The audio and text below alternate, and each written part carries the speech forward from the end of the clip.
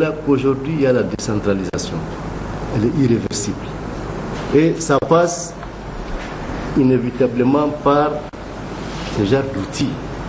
Donc c'est un outil important pour nous, pour la région d'Agadez. Tout partenaire qui va venir enfreindre cet outil, je pense que le conseil régional se réservera le droit de les rappeler à l'ordre. Il a été ensuite procédé à la lecture de la composition des membres du comité régional d'élaboration du plan de développement régional PDR, une structure créée auprès du président du conseil régional d'Agadez par arrêté numéro 001 en date du 4 mars 2014. Son mandat décliné en attribution, rôle et fonctionnement pendant toutes les phases du processus a été clairement défini. Il s'agit de 4 grandes étapes, à savoir les phases préparatoires, analyse diagnostique, formulation du PDR et élaboration du document final. Le comité composé de 31 membres a pour président M. Mohamed Anako et comme rapporteur général M. Mohamed Agali Zodi, secondé par le directeur régional du plan. De plus, un comité restreint se chargera de la rédaction du document sous la direction d'un consultant indépendant. Il sera constitué des membres du comité d'élaboration du plan de développement régional. Ouverture ce matin à Difa des assises de la première session extraordinaire du Conseil régional de Difa. Plusieurs points, dont entre autres la création des comités d'élaboration et de partage du plan de développement régional, seront examinés au cours de ces assises qui dureront 2 jours. Compte rendu Abdraman Mazou et Abdraman Boukari. Cette première session extraordinaire du Conseil régional qui durera 2 jours aura à se pencher sur un certain nombre de points inscrits à son ordre du jour, à savoir la création des comités d'élaboration et de partage du plan de développement régional, la première revue du règlement intérieur du Conseil régional et enfin le partage de la mission du Centre de formation professionnelle et technique de DIFA pour sa participation au 18e sommet mondial des métiers à Lyon sous le parrainage du Conseil régional. L'occasion donc pour le président de la dite institution, M. Mahirou Malam Likari, en ouvrant les travaux de cette session, de rappeler d'abord à l'assistance les différents faits ayant marqué la région au cours de ce mois de mars, notamment la tenue du championnat national de lutte traditionnelle, l'exercice Flintlock 2014 qui se sont tous achevés à la grande satisfaction de tous les acteurs avant de rendre un hommage mérité à tous ceux qui ont contribué à la réussite de ces activités. Parlant du projet d'élaboration du tout premier plan de développement régional, de la détermination des outils et des moyens de sa mise en œuvre, M. Mahirou Malam Likari a saisi cette occasion pour annoncer aux conseillers que la région sera accompagnée dans ce processus par le financement des partenaires de notre pays, dont la Commission économique de l'Afrique et la Banque islamique de développement. C'est pourquoi il a donc au cours de son intervention rappelé aux conseillers le sens qui doit les guider dans l'élaboration de ce plan. Nous devons élaborer un plan de développement bien réfléchi, participatif, consensuel et dynamique, à même non seulement de résorber le retard du développement de notre région par rapport au reste du pays, mais également capable de créer les conditions d'un développement harmonieux à travers des projets structurants et futuristes, car les opérations pétrolières en cours offrent à la région du Soleil levant une chance exceptionnelle d'accélérer son développement économique et social. Mesdames et Messieurs, les défis du développement local nous imposent la mobilisation des différentes forces régionales, représentants territoriaux de l'État, les élus locaux, les services techniques déconcentrés, les organisations de la société civile, le secteur privé, la chefferie traditionnelle, les médias, etc., pour atteindre nos objectifs. C'est pourquoi le comité d'élaboration et de suivi du plan de développement régional dont je vous propose ici la composition reflète, à n'en point douter, toutes les forces vives de la région et je suis confiant quant à leur capacité de créer la synergie nécessaire, chacun dans son domaine, afin d'apporter la solution adéquate aux questions du développement qui se posent à notre région. Autre intervention ayant marqué la cérémonie d'ouverture de cette première session du Conseil régional, celle de bienvenue du maire de la commune urbaine de Difa, M. Ousmane Koussouri, et ensuite celle du secrétaire régional de la région de Difa, M. Hassan Arroïdo, qui a également saisi cette opportunité pour rappeler aux conseillers l'importance toute particulière du plan de développement régional, un cadre de référence pour toutes les interventions visant l'amélioration des conditions de vie des populations. La 4e session ordinaire du conseil d'administration du Centre national de lutte anti-acridienne s'est tenue ce matin à Niamey. Les questions au cours de ce conseil de délibérer sur des sujets importants pour le bon fonctionnement du dit centre, Guy Mathieu Théa et Hadiza Hamidine.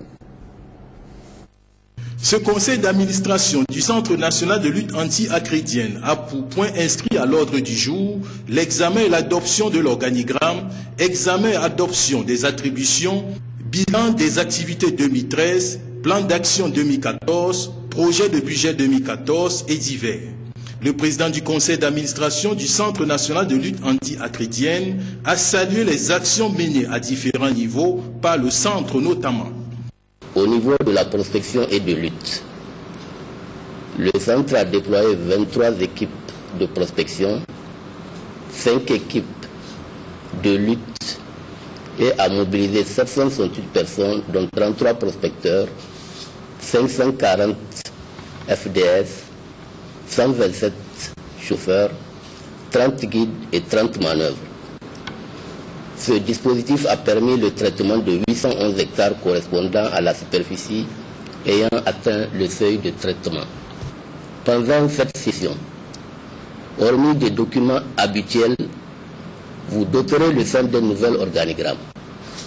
Cet outil administratif important doit requérir de vous une attention particulière car l'efficacité et l'efficience d'un établissement est tributaire d'un organigramme bien agencé.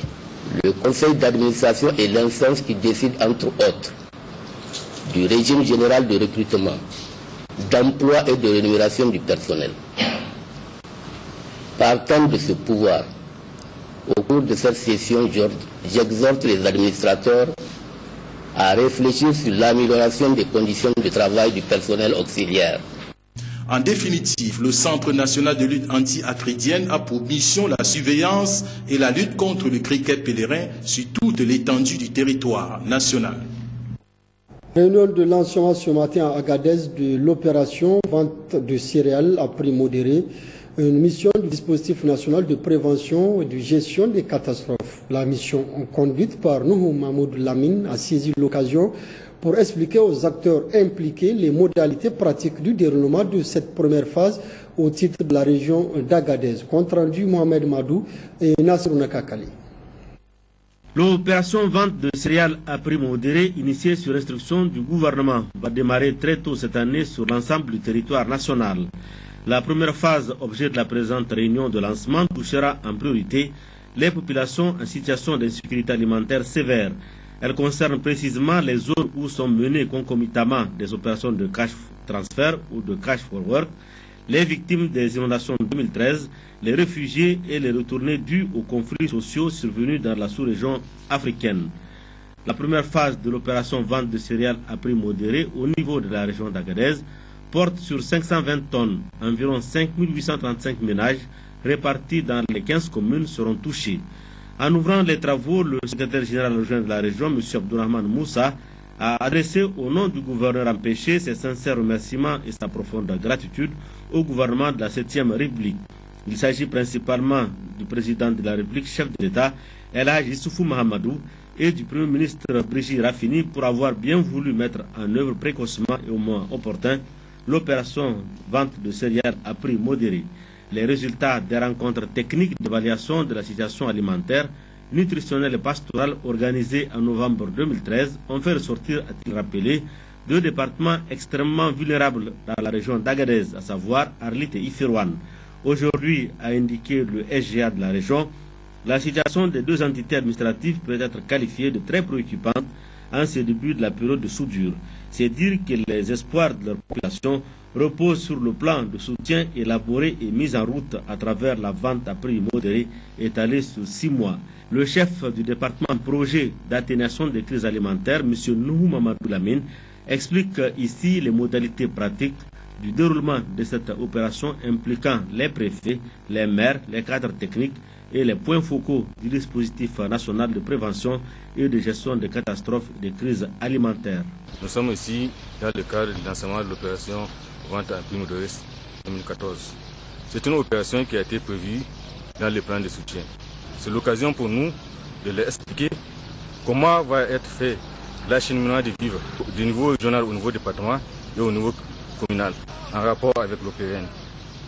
Deuxièmement, c'est de leur expliquer comment l'opération va être suivie, c'est-à-dire le suivi au niveau régional, au niveau communal et au niveau départemental. Tous ces aspects-là vont être discutés. En fait, dans le cadre de la mise en œuvre des opérations de vente à prix de modéré, des fois il y a des difficultés, surtout dans les aspects de couvrement des frais injectés après la vente. Donc tout ça, nous allons discuter ensemble avec ceux qui sont venus pour le déplacement à la réunion pour trouver des solutions pour une meilleure réussite de cette opération. Le gouvernement a fait des efforts, il faut que chacun des acteurs aussi fasse des efforts à son niveau pour que l'opération soit bien conduite et soit utile à tous. Ouverture ce matin à Taketa, de la région de Zender, des travaux d'un atelier de formation des acteurs de la mise en œuvre de la petite irrigation sur le système goutte à goutte pour les jardins de cases. C'était sous la présidence du conseiller du gouverneur de la région de Zender. Reportage Ouya Tintin, Bougadje, Mahamadou Laolichilo. Le présent atelier, qui durera 2 jours, est initié pour permettre aux acteurs techniques intervenant dans la micro-irrigation de comprendre le système d'irrigation goutte à goutte afin de mieux suivre les actions sur le terrain. C'est pourquoi dans son discours d'ouverture de ces assises, le conseiller du gouverneur de la région de Zender, Mohamed Ladan, a rappelé que depuis plusieurs décennies, le Niger connaît une série de crises alimentaires qui s'inscrivent dans une logique de déstabilisation des systèmes de production et de dégradation des conditions d'existence des populations vulnérables. Devant cette situation, devait-il souligner la double volonté du gouvernement du Niger et du FIDA de passer d'une approche fondée sur la réponse à la crise alimentaire de 2009 à 2010 à une approche d'amélioration de la résilience des systèmes de production et des ménages face au déficit de production, a fait naître le projet de petite irrigation PPI Romou qui intervient dans les 3 régions Maradi, Zender, Tawa.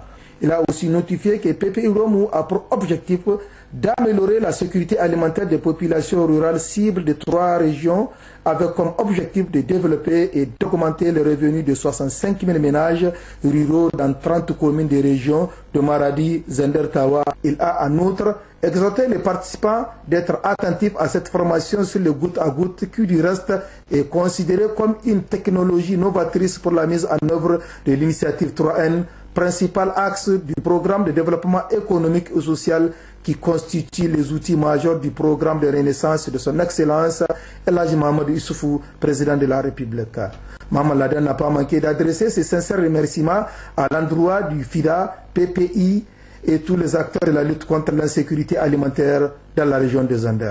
Notons qu'auparavant, le vice-maire de la commune de Garagumsa a remercié le projet d'avoir choisi Taketa pour abriter ses assises. Pour sa part, le coordinateur CRAC GRN a indiqué que le partenariat qui a toujours existé entre CRAC GRN et PPI Romou doit être pérennisé afin de faire profiter à la population au maximum.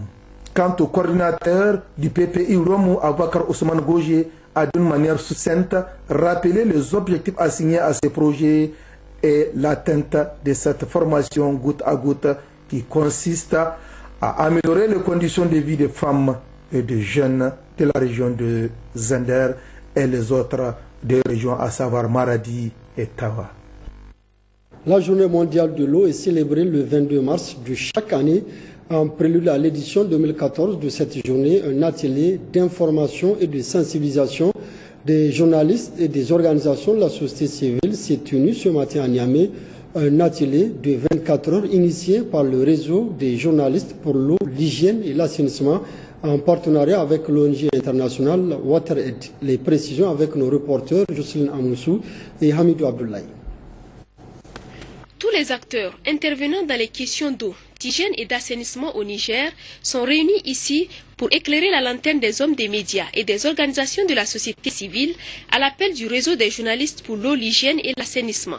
L'objectif principal assigné, c'est d'informer les journalistes et les acteurs de la société civile sur les engagements pris par notre pays dans le secteur de l'eau et l'assainissement.